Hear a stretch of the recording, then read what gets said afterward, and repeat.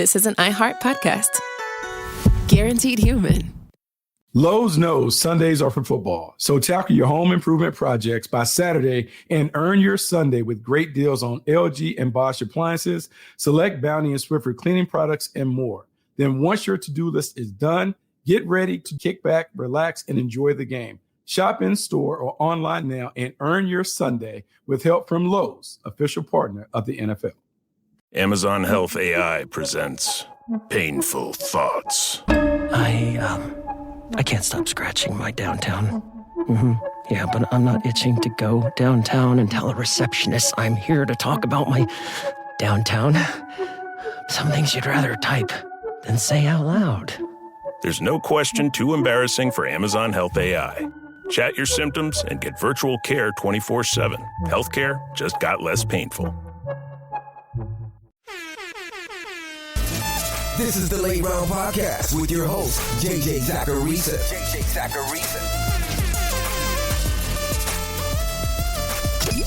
What's up, everyone? It's JJ Zacharisa, and in this episode 1110 of the Late Round Fantasy Football Podcast, thanks for tuning in. The very first thing I ever did in the fantasy football space was write an ebook. This was back in the 2011-2012 timeframe, and everyone was drafting quarterbacks early.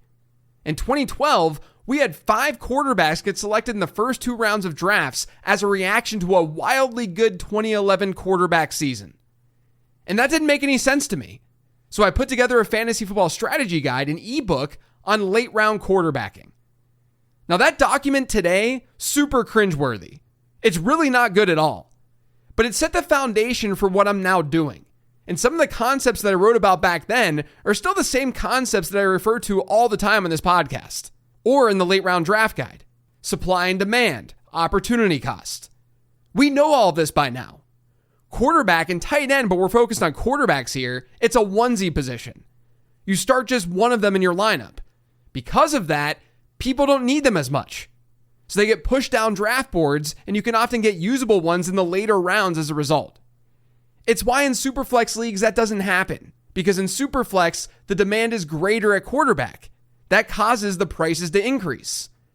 For years and years, late round quarterbacking, it wasn't just a strategy, it was the strategy. If you weren't drafting quarterbacks late in 2014, 2015, 2016, and 2017 in that time frame, you were doing it wrong. Like, objectively. But that's changed a bit over the last 5 or 6 years.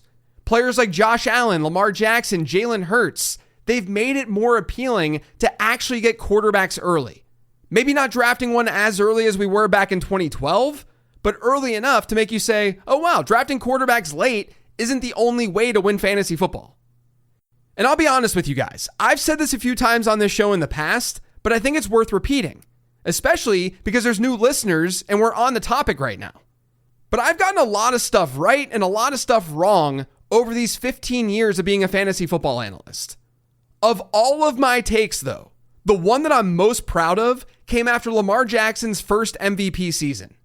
It was just before the 2020 season.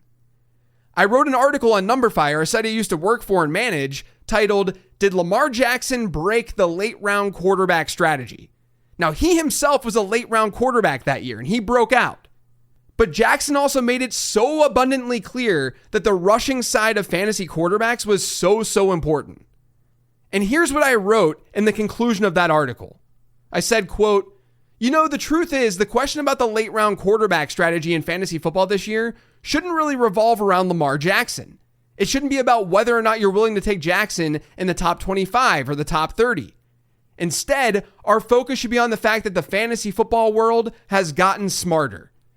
In the past, a season like Ryan Tannehill's 2019 would have almost assuredly catapulted his cost the following year into the top 10 at the quarterback position. Yet today, the following year, he's being drafted as a mid-range QB2. Historically, fantasy managers didn't put a premium on quarterback rushing production. They ignored what's been dubbed the Konami code of fantasy football. We don't see that anymore. The consensus top 7 quarterbacks this year are all players who bring extra juice with their legs. So no, Lamar Jackson isn't what could break the idea of drafting quarterbacks late in fantasy football. You are. As the fantasy football world gets sharper, the late round quarterback strategy may slowly morph into the middle round quarterback strategy. Now, I mentioned this article before. I have pride in what I wrote because it went against everything I had written about and talked through up until that point in time. I sat here for literally 8 years saying that the late round quarterback strategy was the only way to go. And I shifted that stance entering the 2020 season. And the result makes me feel even better about making that decision because directly after that 2019 season, things became more stable. The late round quarterback strategy was not the only one that worked. In fact, there have been seasons here and there over the last 6 years where it hasn't been optimal. But I'm here to say today that the late round quarterback might officially be back. Now, before getting deeper into this discussion, I want to remind you guys about the late round draft guide. It's live, it's out there, it's ready to be consumed. If you pre-ordered, make sure you check your email inbox. If not, go to lateround.com.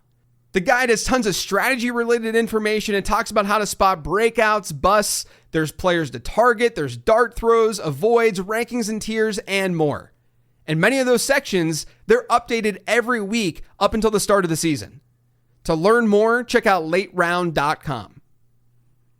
I referenced 2020 being a turning point for the quarterback position in fantasy football. And the data backs that up too. There's something in statistics called the coefficient of determination. You probably heard me and others call it R squared. R squared tells us how much of the variation in one variable can be explained by another variable. When one variable perfectly explains the other, R squared is 1 or 100%. When there's no relationship at all, R squared is 0 or 0%. We can compare two football variables and find that relationship. And I and others do it all the time. You guys have seen nerds talk about it on Twitter through the years pretty frequently, I'd imagine. One thing I do with the coefficient of determination is look at average draft position or where a player essentially ranked heading into the season versus how that player actually performed in points per game. If we were to get an R squared of 1, then that would mean we were perfect with how we essentially ranked each quarterback that season. The QB1 actually ended up scoring the most points, the QB2 was the second highest scorer, and so on. Now clearly that never happens, because ADP is far from flawless. Players underperform, they get hurt, all sorts of things happen. It's an unpredictable game. But ADP isn't always terrible at projecting quarterback output. One thing to know about R squared is that the sample size you're working with can really dictate what that number's telling you.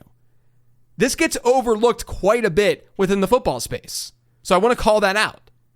If you compare quarterback ADP to postseason result, how do you know where to draw the line? As in, what's the sample that you're actually looking at? Top 12 quarterbacks by ADP? Top 18? Top 24? Are you looking at overall ADP? Are you looking at quarterback rank? All of those answers can shift and change how R squared looks. Like, top 6 quarterbacks might actually see great correlation in a given season.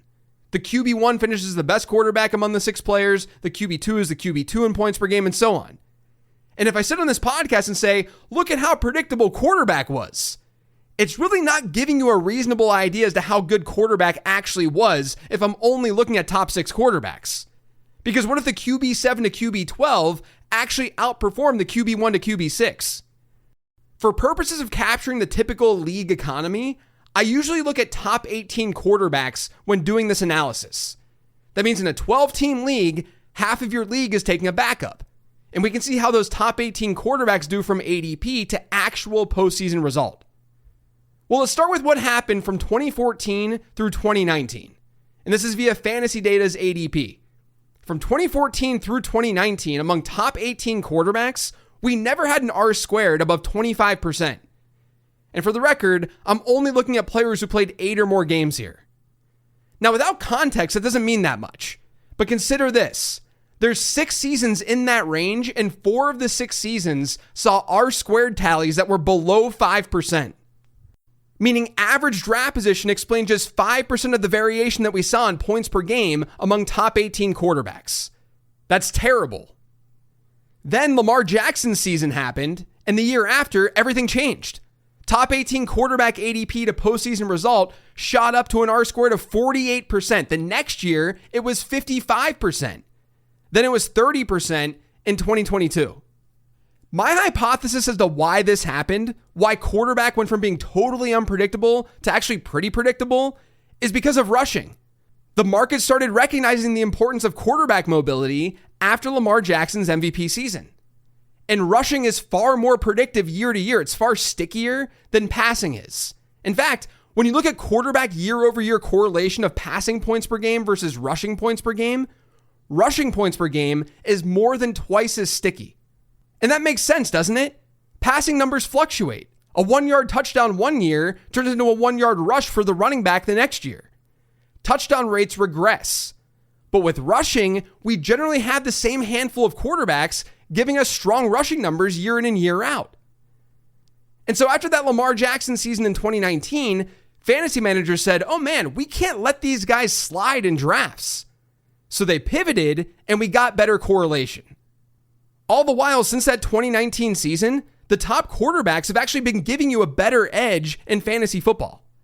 From 2014 through 2018, when you look at the top 2 quarterbacks in fantasy football by points per game, so not ADP, the top 2 quarterbacks and how they actually performed, and you compare them to the average points per game of the QB 11 and QB 12, the replacement level guys, you were typically in that 5 points per game range in VORP. Now, maybe that didn't make that much sense, but really all I'm doing here is a quick value over replacement player calculation. We're looking at the top 2 quarterbacks in a given season, their point per game average, and we're subtracting the QB 11 and the QB 12's average from that. And those guys are the replacement level players in a 12-team league. From 2014 through 2018, the difference in points per game between the top 2 guys and the replacement level guys was typically about 5 points per game. It was never over 5.3 in a given season. From 2019, so Lamar's first MVP season through last year, we've had seasons of 6.8, 6.3, 7.7, and 6.2. That's across 7 seasons. So to put this all another way, not only has quarterback become more predictable, but those quarterbacks have also more frequently been giving you a larger edge in fantasy football than they were 10 years ago. And that's precisely why late round quarterbacking, while still an appropriate strategy, wasn't the only strategy you needed to go with year in and year out over the last 5 or 6 years. Here's the thing though. I remember talking to you guys about this many times over the years. And I always got the question, when will this change? And my answer was, well, hypothetically, if you got 12 quarterbacks who could all run the ball really well and still give you good passing numbers, then we wouldn't need to draft a quarterback early. Because in that hypothetical, we would know that 12 guys had a legitimate shot to be the QB1 in fantasy football. So why reach or draft a quarterback early if that's the case? And really, we're starting to see that happen more and more. You know how I've been saying that 2020 season was really a big turning point for quarterback predictability? Well, that year we had 15 quarterbacks who played 8 or more games score 3 or more points per game via rushing. 7 of them had 4 or more points per game, and 5 of them had 5 or more points per game. From 2011 through 2019, so just before this season happened, the average season saw just 7 to 8 quarterbacks score 3 or more points per game via rushing. In 2020, just to reiterate, we had 15 of them. That was really the turning point, not just because we recognized what mattered in fantasy football, but we also just started to get an influx of rushing quarterback talent. And to be clear, by rushing quarterback talent, I'm not simply saying Lamar Jackson types. I mean quarterbacks who can provide a rushing floor that's not like Matthew Stafford-esque or Jared Goff-esque. I'm talking about players who can still move a little bit to where if they have a pretty good season as a passer, that rushing production can take them over the edge. Think about who we've seen enter the league since 2020. Joe Burrow, Justin Herbert, Jalen Hurts, Trevor Lawrence, Justin Fields got a lot of starts, and now we have Malik Willis. Brock Purdy's done a lot with his legs in recent years. Caleb Williams, Jaden Daniels, Drake May, Bo Nix, Jackson Dart, Tyler Shuck, and hopefully Cam Ward. The vast majority of the quarterback prospects entering the league these days are not just straight up pocket passers. We might place them in some bucket if we looked at this through a binary lens of, is he a pocket passer or isn't he a pocket passer? But these guys are giving us 3 or 4 points per game via rushing, which is making them more predictable in fantasy football. However, what we're also seeing with this math that I've been talking about is a change in R squared. If we go back and look at the top 18 quarterbacks by ADP through the years, like I said, In 2020 and 2021, we saw a really strong correlation with where those guys were ranked, where they were drafted, and how they actually performed. 2021 was the highest R-squared that we've seen dating back to 2014. But since 2021, every single year, our R-squared has gotten lower. So what I think's going on right now is that, yes, the market has gotten sharper. I mean, you could just look at Matthew Stafford's ADP right now after his MVP season, after his crazy touchdown rate season, and it's far, far lower than it would have been 6, 7, 8 years ago. Drafters are definitely getting smarter. They're recognizing things like regression. But we've got to give the actual quarterback landscape some credit for this shift in predictiveness.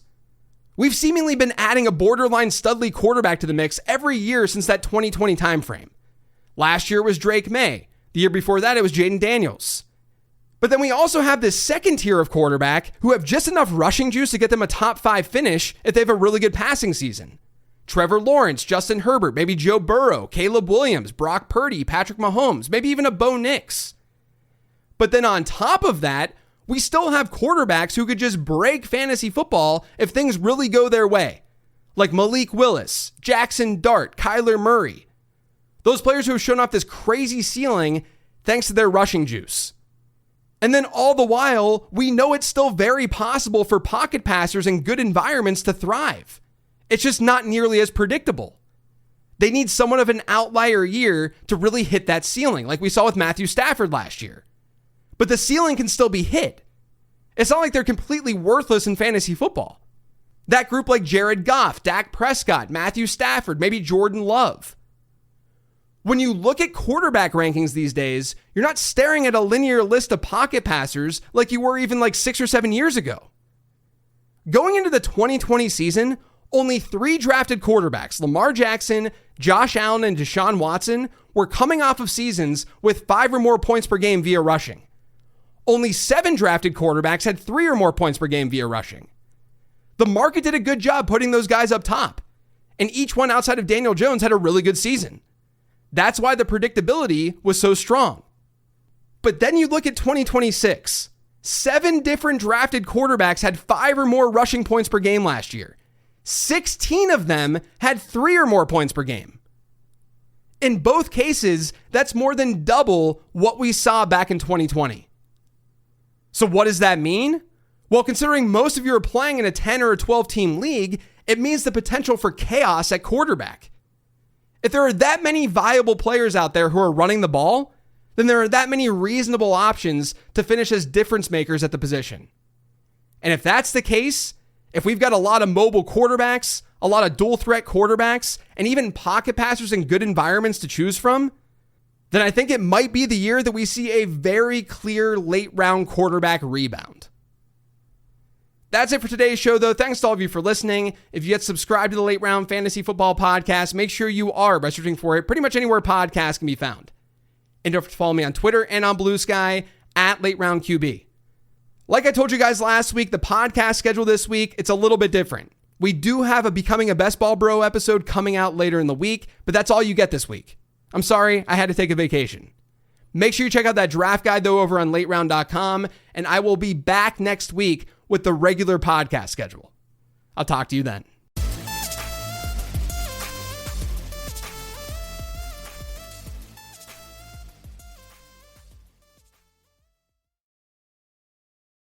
The official language of football is trash talk, late night group chats, memes, and unbelievable highlight clips. That's why Boost Mobile brings you our new global connection plan. The first plan ever made for WhatsApp. Get unlimited data, talk and text, international roaming, and calls to over 100 countries for just $40 a month. $40 price includes $5 a month auto pay discount. After 40 gigabytes of premium high-speed data, speeds will be lowered. Coverage not available everywhere. Visit store or boostmobile.com for details. This is an iHeart podcast. Guaranteed human.